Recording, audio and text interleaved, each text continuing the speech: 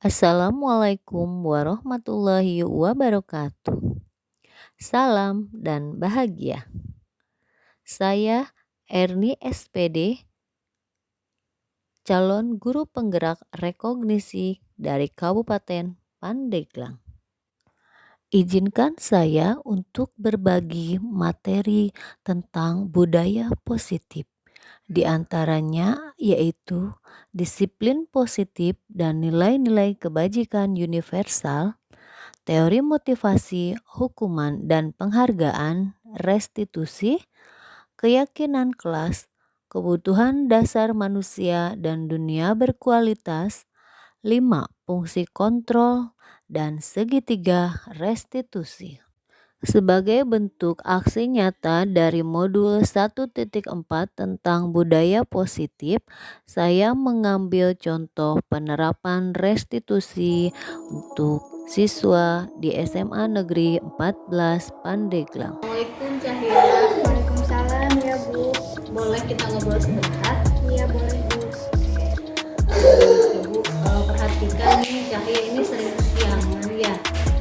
Iya Bu, saya sering terlambat masuk sekolah. Dan setiap orang pasti pernah melakukan kesalahan ya. Ibu juga sama, ibu juga pernah melakukan kesalahan. Tapi kita di sini tidak akan mencari kesalahan apa, tapi kita akan mencari solusi dari permasalahan Cahya. Iya Ibu. Cahya pasti punya alasan kenapa Cahya kesiangan. Saya sering kesiangan ke sekolah. Soalnya setiap pagi saya sibuk nyiapin seragam sama perlengkapan sekolah yang lain. Oke. Menurut yang Cahya tahu nih, keyakinan kelas seperti apa yang sudah kita sepakati? Masuk ke sekolah sekitar jam 7 tepat. Oke, jadi masuk sekolah itu jam 7 ya. Selama ini Cahya kalau datang jam berapa? Jam 7 lewat 10. Jadi lewat 10 menit ya. Baik. Cahya ingin jadi siswa yang seperti apa sih ke depannya? Saya ingin jadi siswa yang disiplin dalam segala hal di sekolah supaya lebih nyaman dan aman lagi buat belajar. Baik. Mari kita bersama-sama ya, kita cari solusi dari permasalahan yang Cahya alami. Iya Bu. Ya, baik Cahya, sekarang Ibu mau tanya nih kepada Cahya.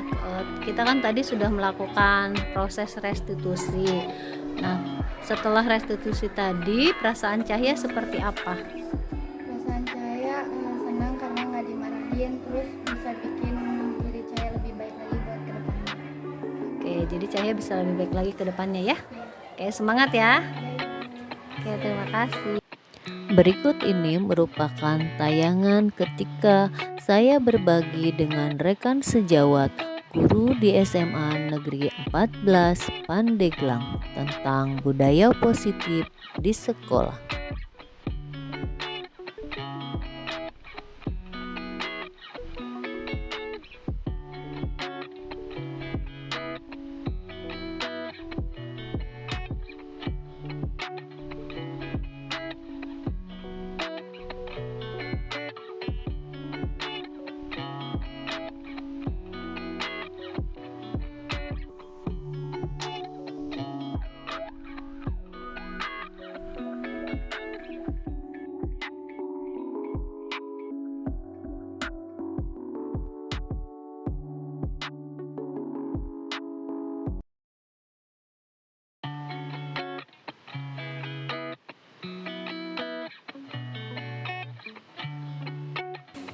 Yang saya hormati Bapak Kepala SMA Negeri 14 Pandeglang, yang saya hormati Bapak Ibu Guru beserta staf tata usaha SMA Negeri 14 Pandeglang. Terima kasih atas waktunya kepada Bapak Ibu Guru yang sudah berkenan untuk hadir dan mengizinkan saya untuk sedikit berbagi apa yang sudah diterima di modul kegiatan guru penggerak.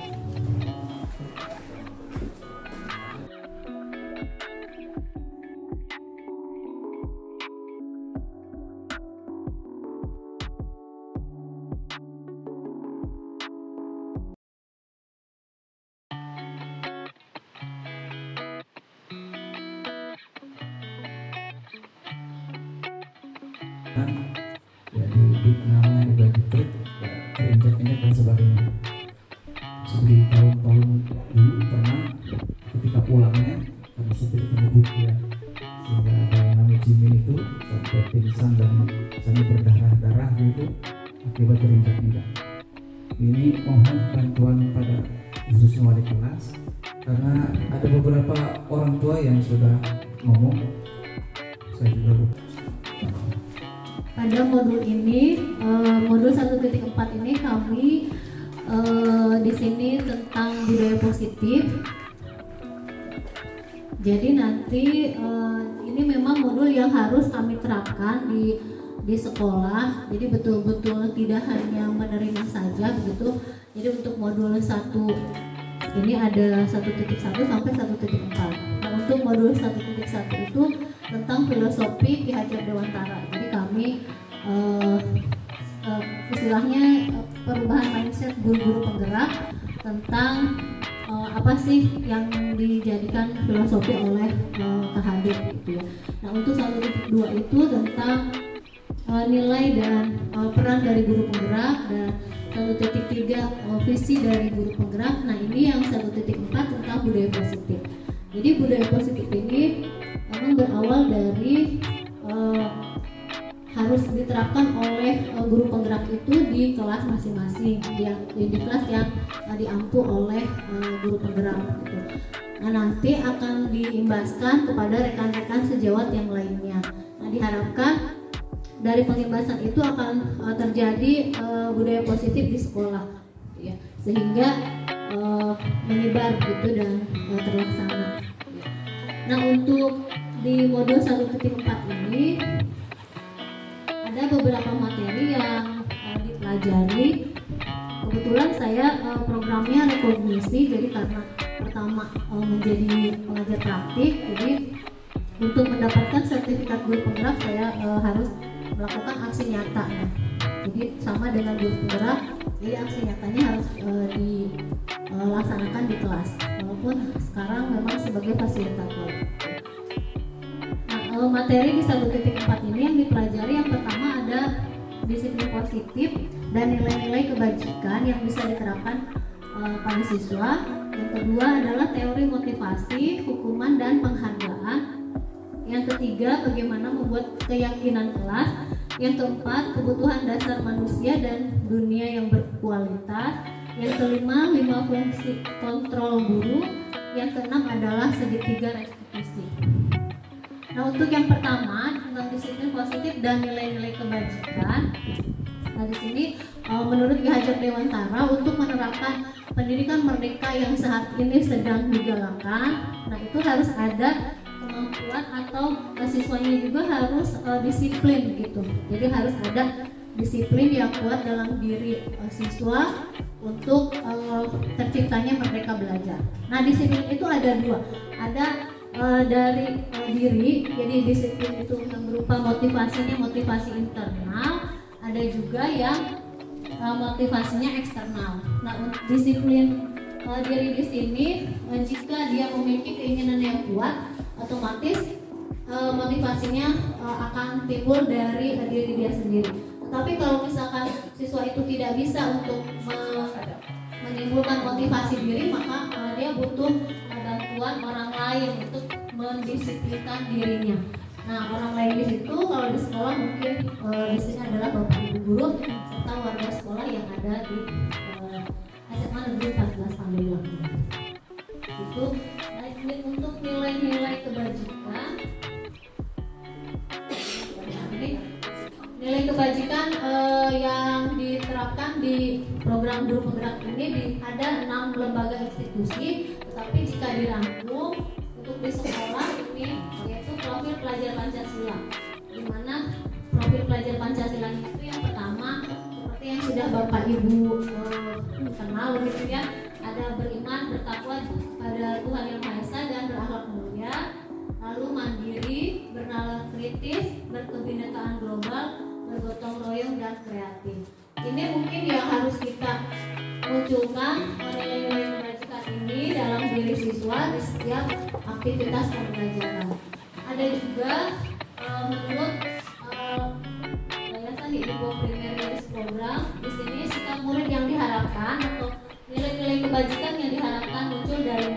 caranya seperti ini. Mungkin ini ada 10 sikap ini yang sudah Bapak Ibu terapkan di dalam RPP atau di dalam pembelajaran secara langsung kepada siswa. Sikap toleransi ini yang kita harapkan: rasa hormat, integritas, mandiri, menghargai, antusias, empati, pengetahuan, kreativitas, kerjasama, percaya diri, dan komitmen. Mungkin ini untuk disiplin dan nilai-nilai kebajikan yang diharapkan muncul dari diri siswa. Terus selanjutnya adalah teori motivasi, hukuman, dan penghargaan. Nah, di sini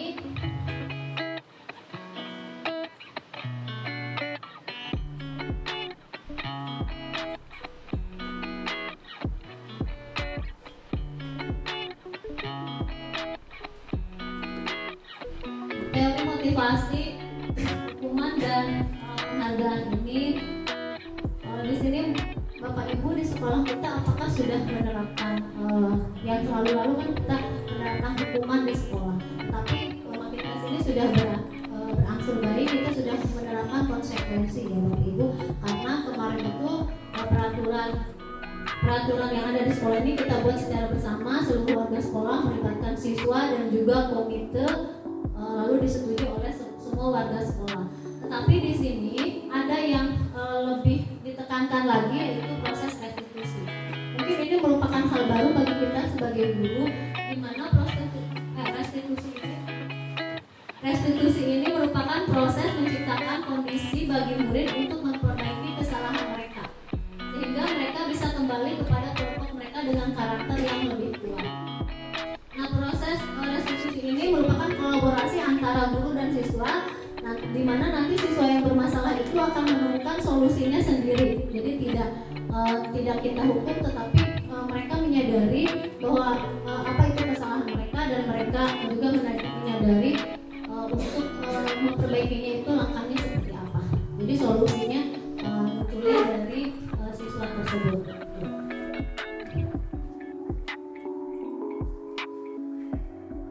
Selanjutnya adalah di sini ada keyakinan kelas. Yang ketiga, Bapak Ibu sudah beberapa guru saya lihat sudah membuat keyakinan kelas di kelasnya masing-masing, begitu untuk baik guru mapel atau wali kelasnya untuk di kelas yang dijadikan wali kelas. Nah, untuk membuat keyakinan kelas ini kita berbeda dengan peraturan. Kalau peraturan datangnya dari guru pada siswa, tapi kalau keyakinan kelas kita mengakomodir apa sih yang dibutuhkan oleh mereka, apa sih yang diinginkan oleh mereka selama kegiatan proses belajar mengajar. Lalu ketika itu dijadikan keyakinan kelas, maka nanti kan kita harus membuat seperti ditempel gitu ya Bapak Ibu di ruangan kelas Bapak Ibu. Nah, jika memungkinkan kita bisa membuatnya yang seperti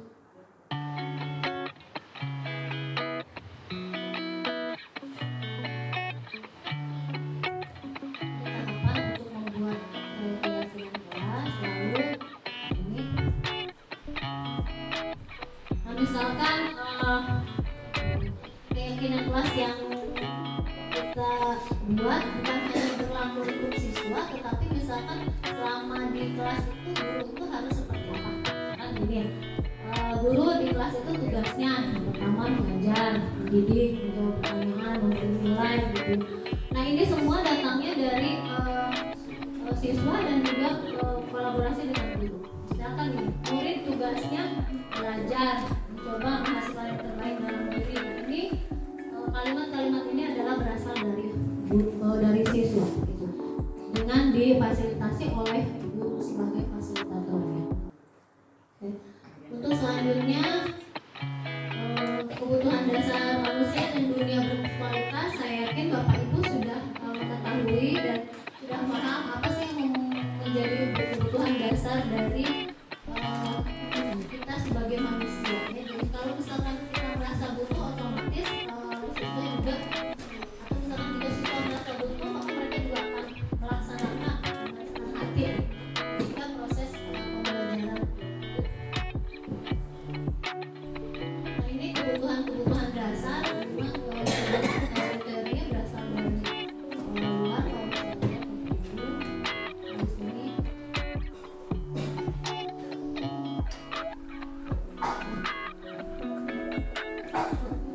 Nah, ini kebutuhan dasar kita sebagai manusia. Yang pertama mungkin yang paling pokok adalah kebutuhan dasar bertahan hidup. Yang kedua, untuk yang selanjutnya tergantung kebutuhan masing-masing, bisa penguasaan, bisa kasih sayang dan rasa diterima, atau kebebasan, atau juga kesenangan. Nah, ini juga harus kita pahami ketika kita berhadapan dengan siswa di kelas, ya. Ini kebutuhan untuk bertahan hidup, atau kalau misalkan siswa butuh kebebasan atau kesenangan, atau juga misalkan penguasaan. Nah, ini yang paling penting adalah di sini saya mau 5 fungsi kontrol guru. Jadi yang ini yang materi yang saya rasa sangat penting dan baru juga saya ketahui, yaitu kita sebagai guru itu berperan sebagai apa. Nah, di sini saya ingin memberikan gambaran kepada Bapak Ibu dan meminta Bapak Ibu melihat seperti apa sih selama ini Bapak Ibu, gitu ya. Jadi apakah Bapak Ibu berperan sebagai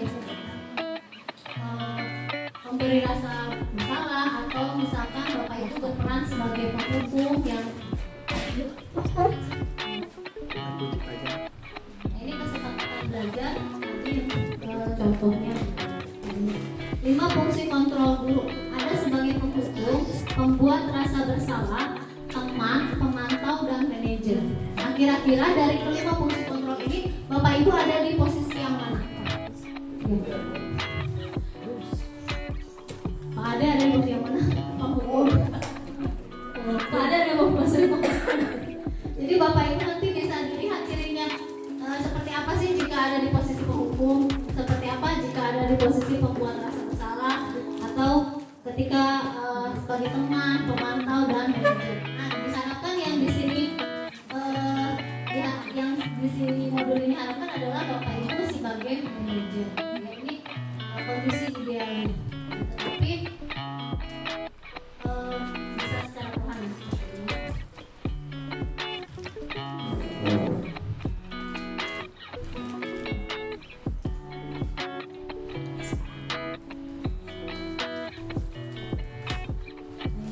Bapak Ibu jika sebagai penghukum, nah ini biasanya menggunakan hukuman fisik atau verbal.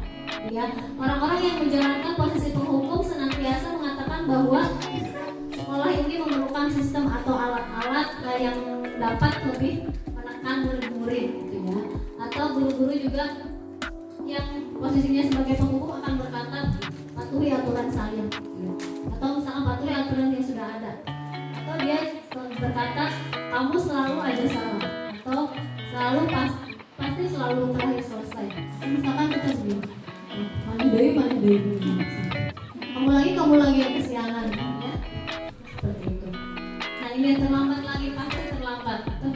Ini yang dikatakan oleh guru sebagai fungsi kontrolnya penghukum. Nah, hasil akhirnya adalah kemungkinan murid akan merasa marah dan mendendam atau bersifat agresif. Bisa juga dia misalkan menuruti, ya, menerima hukuman, ya, tapi di dalam hatinya mereka akan marah dan juga mungkin mendendam. Bagaimana sekarang jika guru itu sebagai pembuat rasa bersalah?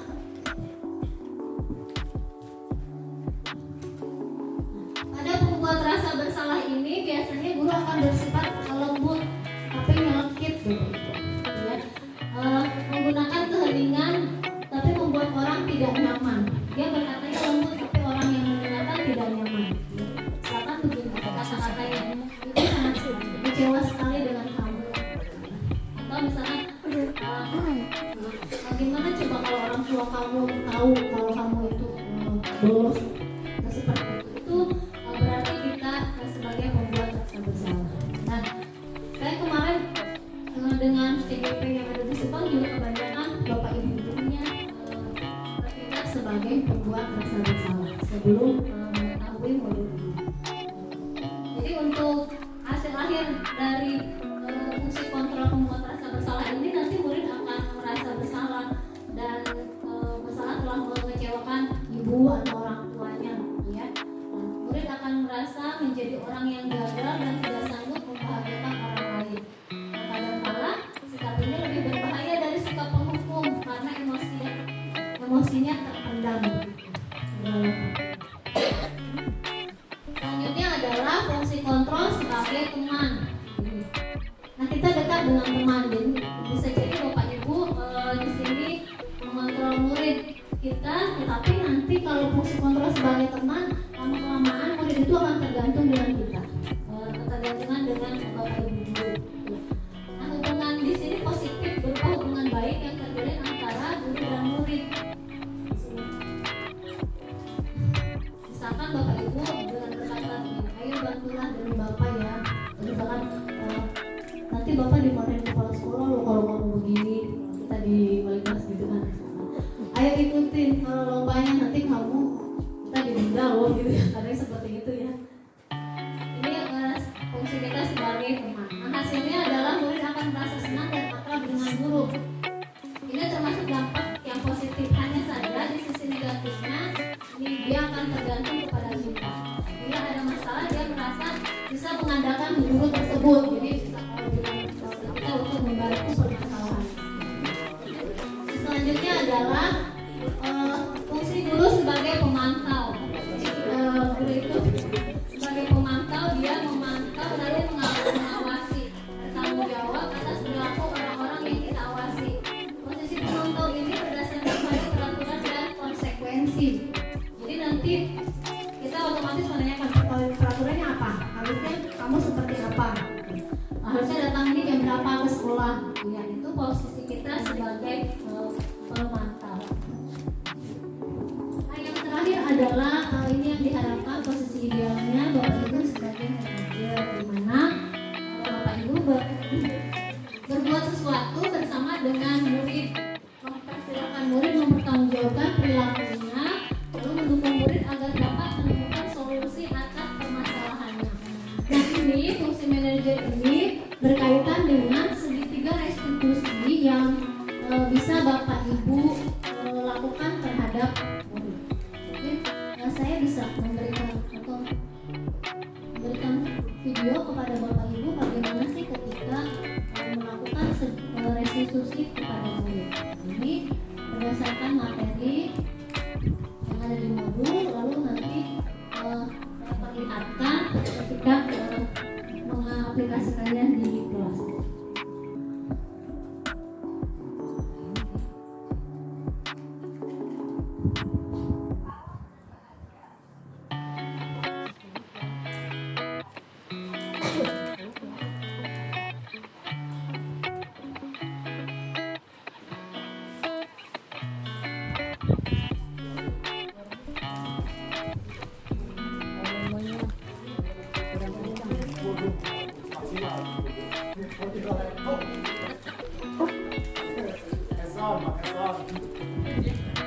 Jacknya dong, boleh neng.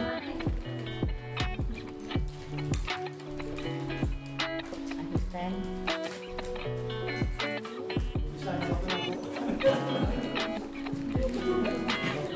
Ada pangkalan ya.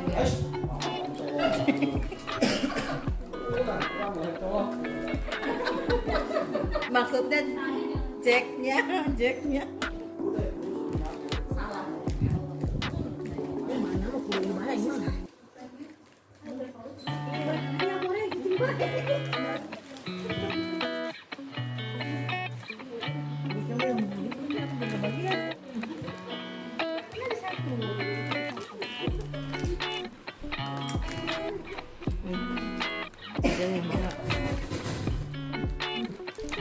Bekas buaya pak.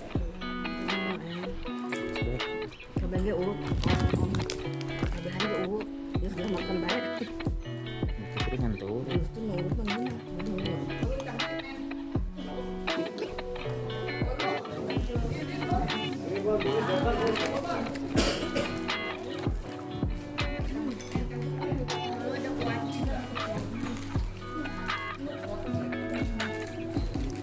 Tinggal dipotong aja.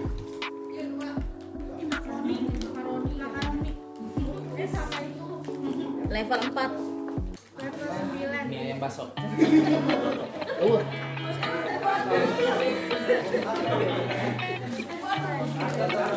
Makaroni.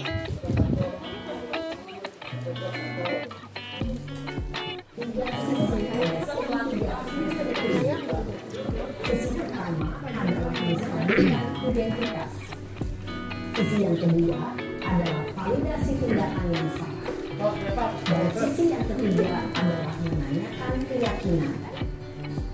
Ibu dan Bapak Guru, berikut ini akan ditunjukkan bagaimana seorang guru berada dalam posisi manajer menggunakan penerapan segitiga restitusi.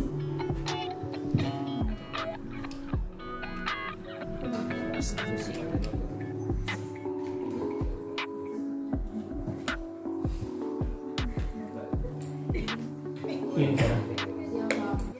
Sudah lama nggak ketemu Sarah? Kenapa hari ini ada di sini? Kesel pak, kesel banget. Masa aku dikatain tukang fitnah pak? Ya aku marah lah. Aku balik katain Eka di depan kelas. Kesel banget. Oh begitu. Ya pasti kamu marah dan kesal. Bapak juga akan marah apabila ada yang menuduh Bapak seperti itu. Kemudian pada saat itu kamu melakukan apa? Ya saya langsung ngatain Eka lah pak. Kesel banget. Saya bentak-bentak dia depan teman-teman lain. Oh begitu. Pasti kamu melakukan seperti itu karena suatu alasan tertentu kan?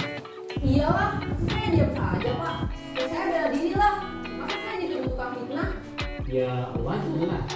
Mempertahankan harga diri itu sesuatu yang penting buat kamu. Untung kamu tidak bertindak lebih gegabah lagi, hanya membentak-bentak. Iya pak.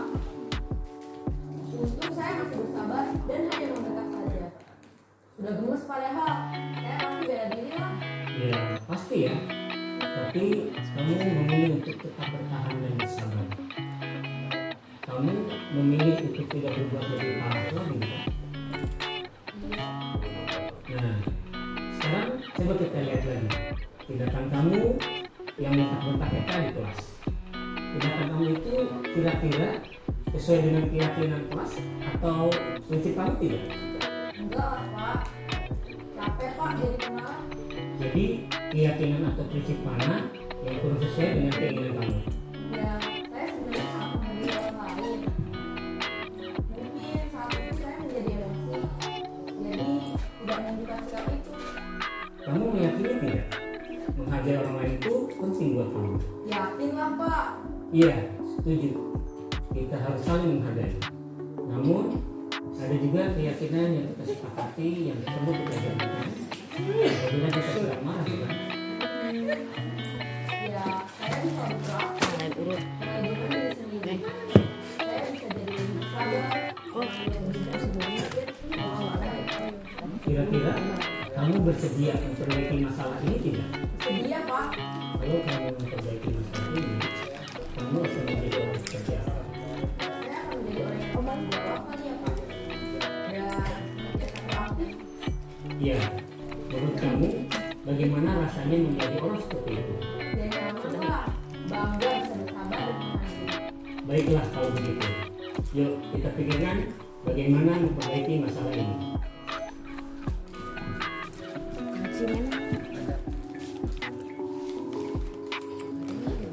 Ibu dan Bapak Guru hebat.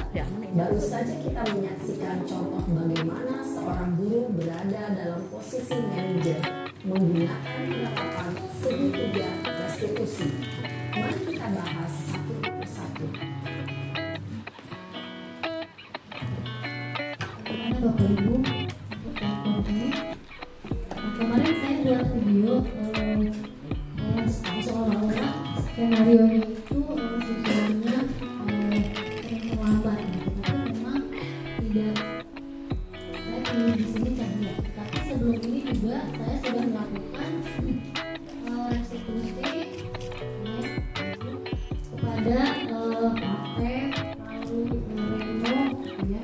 Nah ini dalam proses restitusi ini yang pertama adalah Bapak Ibu harus menstabilkan dulu identitas dari siswa yang bermasalah.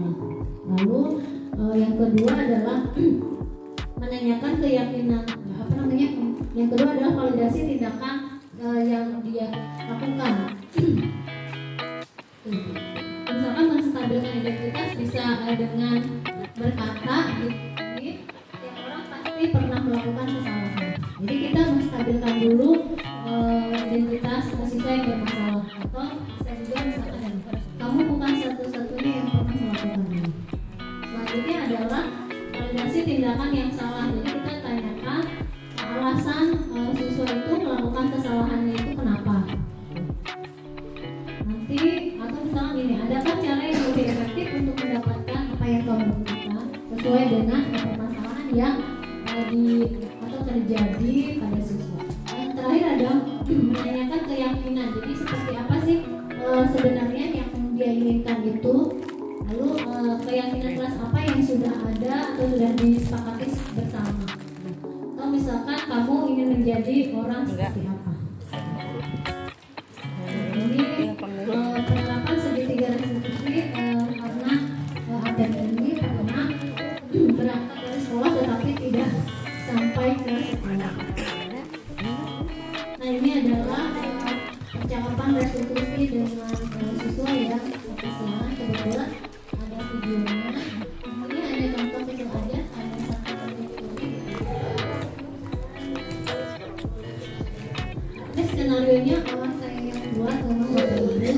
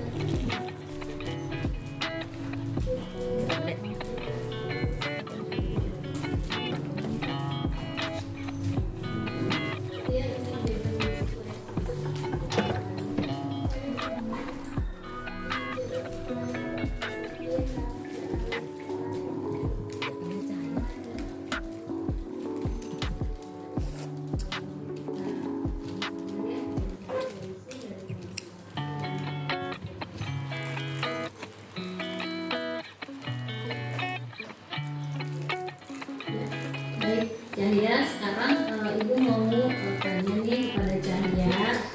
Kita kan tadi sudah melakukan proses restitusi. Nah, setelah restitusi tadi, perasaan Cahya seperti apa?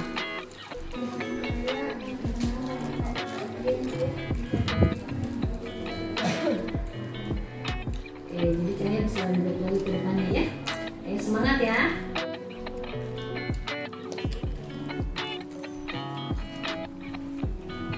Itu Bapak Ibu yang saya lakukan di kelas untuk keyakinan kelas juga sudah dibuat di kelas, dan mungkin waktu kita IHP kemarin juga sudah diberikan sedikit gitu ya, sehingga saya lihat Bapak Ibu guru di sini juga sudah beberapa yang membuat kesepakatan di kelas masing-masing. Nah, untuk emisi BBM ini ada yang ditanyakan Bapak Ibu?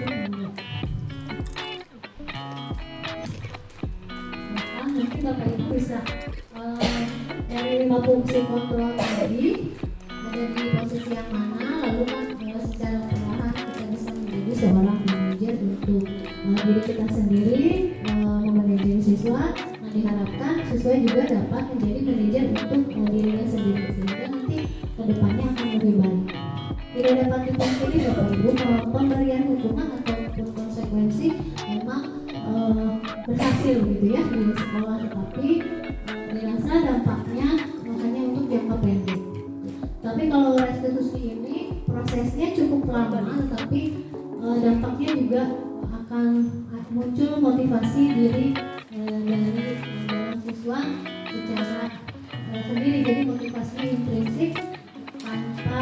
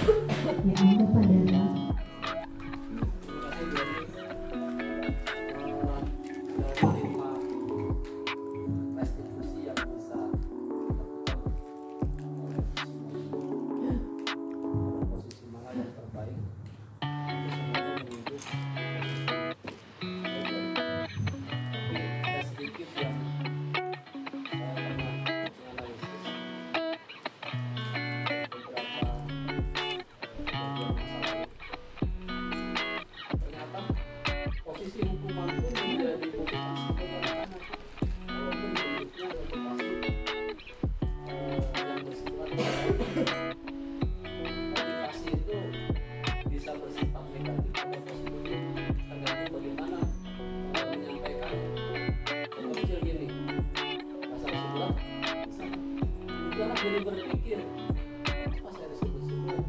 Jadi saya harus benar-benar belajar supaya tidak disebut lagi atau mendapatkan sidang.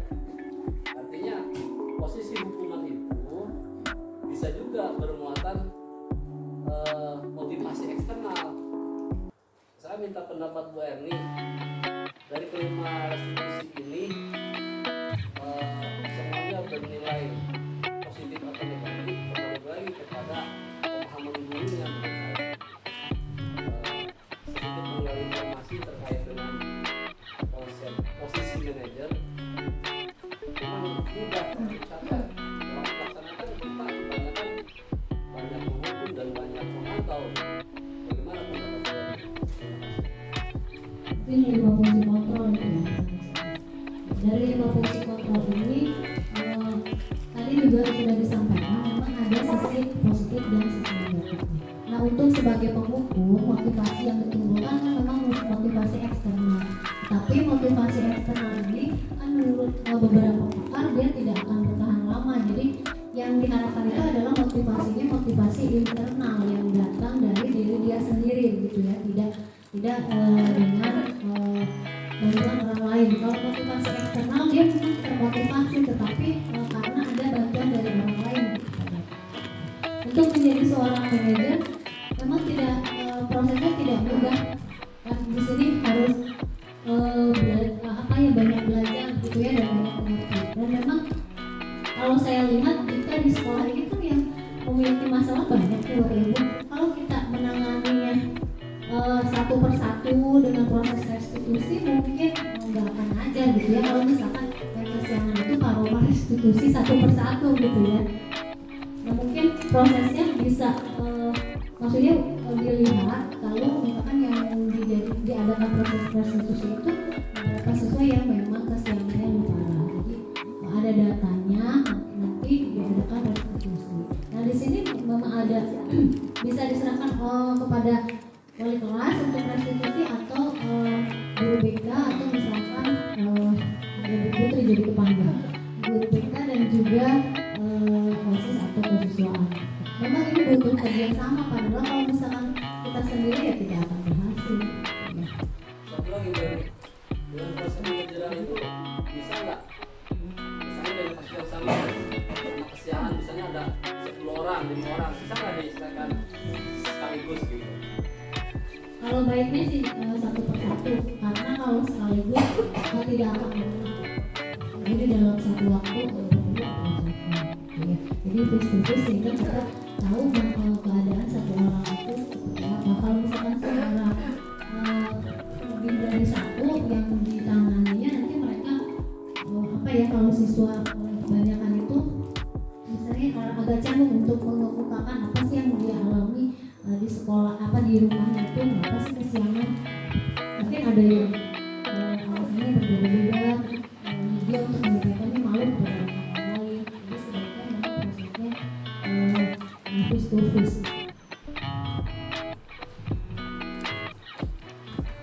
Terima kasih banyak. Ada lagi Bapak Ibu? Ya, Bu Sri mohon.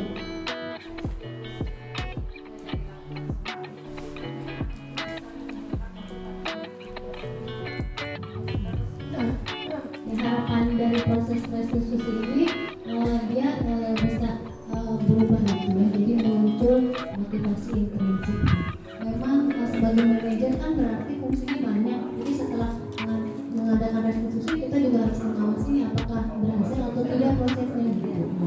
Jadi memang iya berlanjut.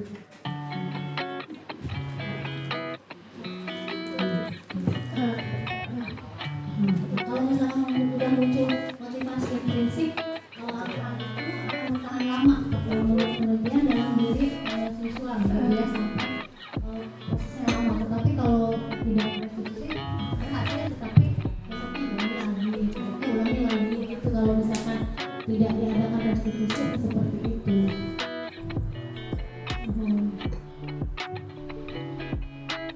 Bapak Ibu ada lagi yang lain?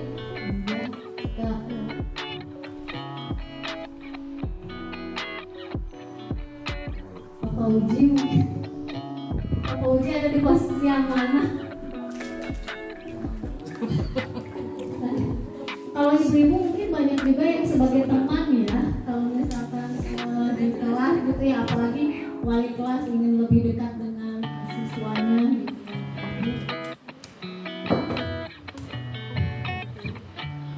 Bulannya sebagai teman, sebagai teman curhat.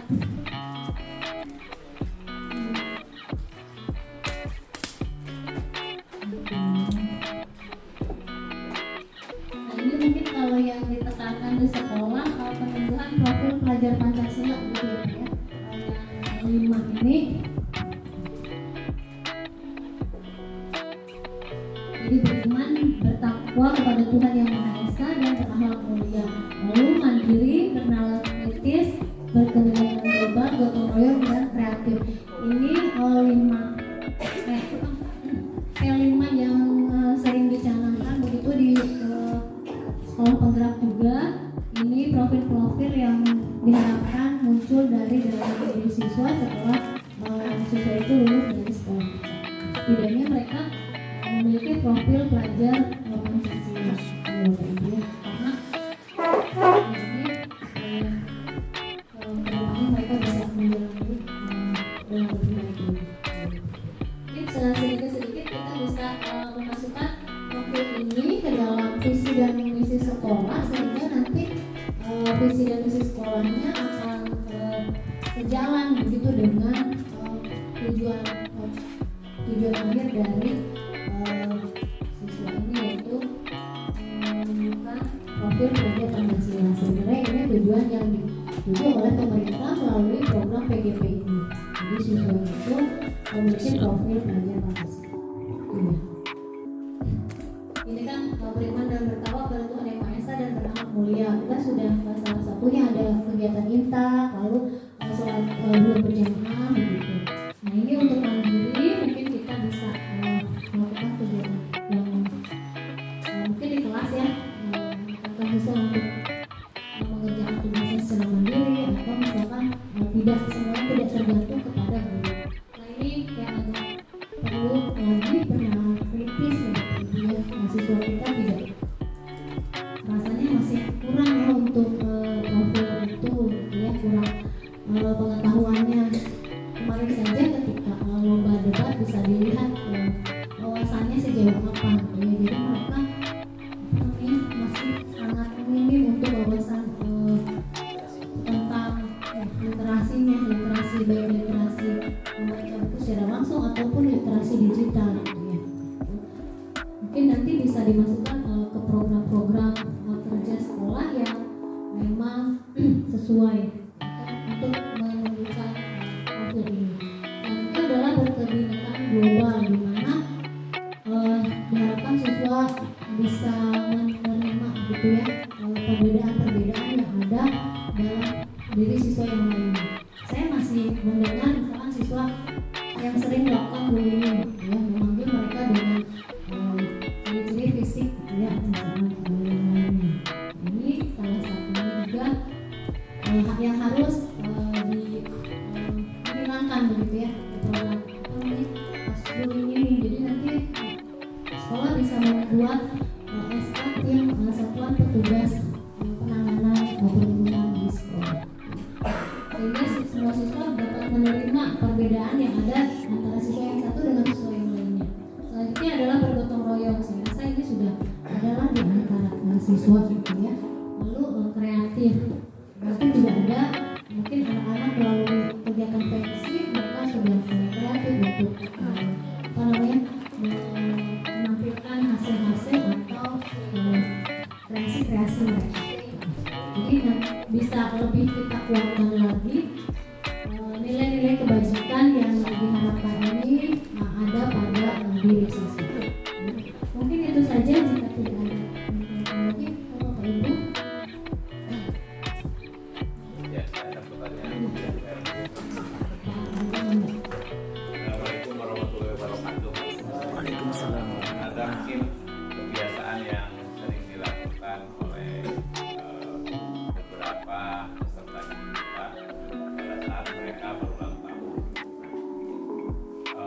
beragam perlakuannya itu, ada yang diguyur, ada yang diguyur pakai air ya, ada yang diguyur mungkin pakai istilahnya lumpur dan lain sebagainya. Nah, kaitan dengan hal seperti itu, ini masuknya ke bullying atau ada unsur kekerasan atau apa, dan bagaimana penanganan sebaiknya kita sebagai guru mengarahkan ke hal yang baik, nilai-nilai budaya positif yang bagaimana yang perlu kita arahkan ke anak supaya hal-hal yang mungkin kurang baik ini bisa diminimalisir. Barangkali itu pertanyaannya. Sekian, Assalamualaikum warahmatullahi wabarakatuh. Waalaikumsalam. Terima kasih Pak. Ciri-ciri perilaku bullying adalah dilakukan secara terus-menerus berulang-ulang. Itu jadi salah satu cirinya. Yang kedua adalah orang yang dilakukan atau maksudnya orang yang korbannya itu dia tidak menerima. Itu ciri-ciri dari bullying. Tapi kalau misalkan si A itu ketika ulang tahun mungkin hanya 1 tahun sekali ya, jadi dia misalkan diguyur gitu ya. Nah mungkin itu kalau misalkan kekerasan itu kan bisa salah satu bentuk kekerasan, tapi kan kalau yang ulang tahun itu rasanya mereka senang gitu ya, gitu kan. Tapi kalau misalkan tidak senang ya itu termasuk kekerasan. Walaupun misalkan bukan kekerasan fisik, tapi kekerasan itu kan ada yang fisik, verbal, itu ada juga yang melalui media sosial. Nah mungkin salah satunya bisa kita perkenalkan bagaimana sih seharusnya, mungkin nanti di kegiatan kita ke polisi atau rekan bunda kan lebih tahu bagaimana seharusnya seorang muslim itu dalam merayakan ulang tahun itu. Mungkin mereka ada yang tidak tahu gitu ya Pak ya, kebiasaan itu, sehingga nanti kita bisa menekankan di kegiatan kita itu pemulisan bisa kita berikan pengetahuan kepada mereka seperti apa sih harusnya melaksanakan ulang tahun itu gitu pemulisan gitu ya. Dalam program Intan diperkenalkan kepada siswa perilaku seperti itu baik atau tidak. Atau mungkin kita juga bisa salah satunya melakukan sosialisasi untuk bullying, karena memang di sekolah kita belum pernah Pak untuk ini, karena saya kebetulan salah satu fasilitator juga untuk bullying, jadi bisa kemarin sudah memasukkan kegiatan ke dalam LKS untuk sosialisasi bullying atau sosialisasi anti bullying kepada siswa. Karena banyak laporan juga, saya ngomong kelas, di kelas saya laki-laki banyak yang melakukan kekerasan seksual kepada siswa yang perempuan. Mungkin bisa diminta bantuannya kepada Pamulisen untuk yang ulang tahun itu ya, nanti intak. Misal kalau misalkan bagian intak kelas saya gitu untuk mencari tema ulang tahun gitu ya. Jadi ketika anak kebacakan aja gak usah gitu ya.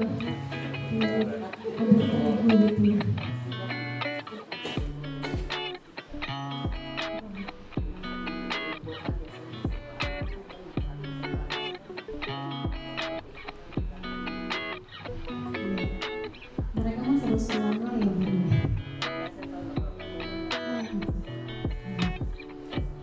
Ini adalah kebiasaan mereka yang memang harus dihilangkan begitu ya oleh kita sedikit demi sedikit itu, termasuk yaitu memang kadang mereka pakai telur yang bau gitu ya, itu juga kucingnya bau gitu. Ada lagi Bapak Ibu yang ditanyakan, pemulisan mangga. Waalaikumsalam warahmatullahi wabarakatuh. Kadang-kadang kita juga menemukan kebiasaan anak memang seperti contohnya begini, ngambil pulpen temennya atau nanti setiap kelas jangan kamu kadang buku catatan udah hilang ya, buku catatan itu hilang, anak itu maunya enak aja gitu, bahkan lintas kelas ini. Nah ini kan suatu kebiasaan yang buruk. Itu yang pertama, gimana cara untuk meyakinkan anak bahwa hal itu adalah bagian perbuatan tercela, itu yang kedua. Contohnya di P5 tadi, profil belajar Pancasila, mungkin yang pertama itu ketika anak contohnya ada sholat berjamaah, tapi kan di sini saya sendiri sebagai guru agama memang ada sesuatu yang sifatnya keimanan tidak nampak. Kalau fisiknya saya memang jamaah, fisiknya ada beberapa anaknya jamaah, tapi ketika yang lain cuek-cuek saja. Nah itu kan mungkin kalau dalam prinsip saya, anak itu kan juga contoh. Guru itu kan contoh. Gimana kita menyuruh sholat jamaah, tapi kita aja jamaah tidak, kan gitu. Ini kan juga permasalahan kebiasaan itu kan. Kira-kira gimana gitu ya?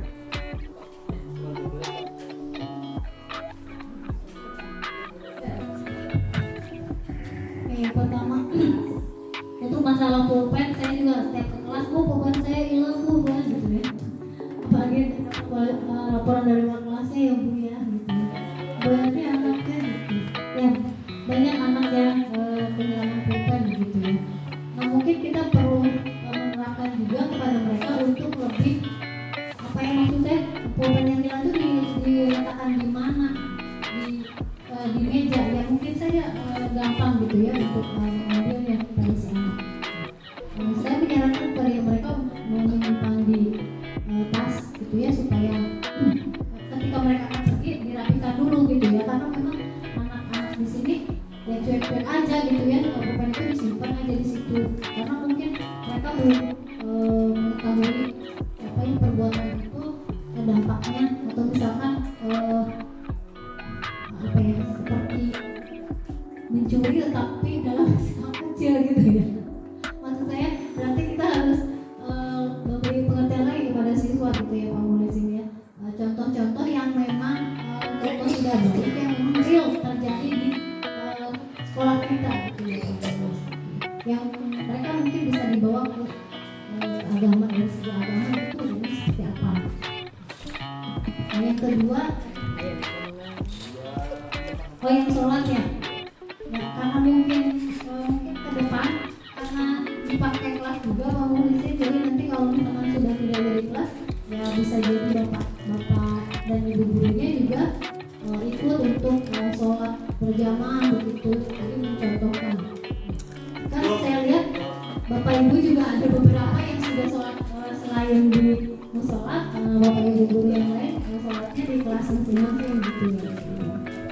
Karena kalau absen nggak efektif juga ya, kalau kita tidak tahu.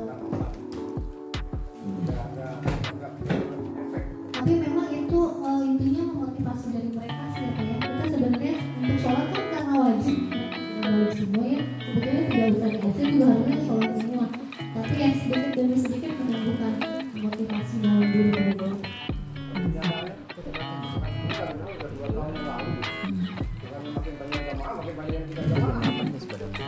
Kadang-kadang kita juga lalai untuk memantau mereka. Harus dimajukan lagi. Belum ada di Oh iya, Bu Guru mangga. Ini bunyi bagaimana memotivasi peserta didik itu di dalam kelas dalam hal belajar ya. Karena ini saya lihat di kelas itu ada yang ya aktif gitu ya, yang aktif fokus gitu.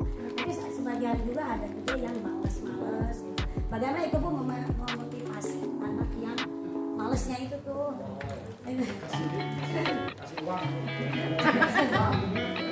Guru mungkin bisa memvariasikan gaya mengajar kita ya Bu. Maksudnya kalau Bu Guru kalau misalkan kita ngajar anak yang ini ya maksudnya tidak dibiarkan. Kadang misalnya saya lihat ada yang belajar, ada yang tiduran gitu ya. Itu ya Agak ayam iya sampai susah. ya tadi Bu Guru bisa melakukan eksekusi satu persatu, silakan dijadwalkan karena memang saya juga jadwalin hari ini ATEP, hari ini ya lumayan gitu ya, walaupun sekarang ATEP sekolah terus gitu kan, dengan pantauan kalau misalkan tidak sekolah saya telepon orang tuanya. Atau misalkan ada juga yang Reno gitu ya. Reno itu orang tuanya sudah nyerah, dia nggak mau sekolah. Tapi setelah diadakan pendekatan, dia mau sekolah lagi. Nah akhir-akhir ini seperti itu lagi karena memang saya kemarin tidak mantau dan dia begitu lagi ada di rumah tapi tidak mau sekolah, lalu tidak bilang pada orang tuanya alasan apa. Mungkin nanti akan diadakan diskusi lagi dengan guru.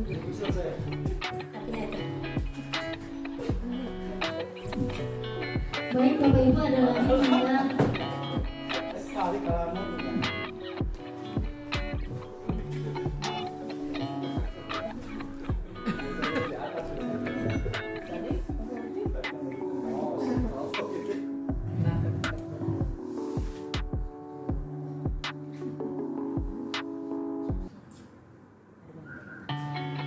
Ya Bapak Ibu, mangga jika tidak ada lagi, terima kasih Bapak Ibu atas perhatiannya, kesediaan Bapak Ibu untuk memperbolehkan saya berbagi dengan Bapak Ibu. Itu ya, terima kasih atas dukungannya.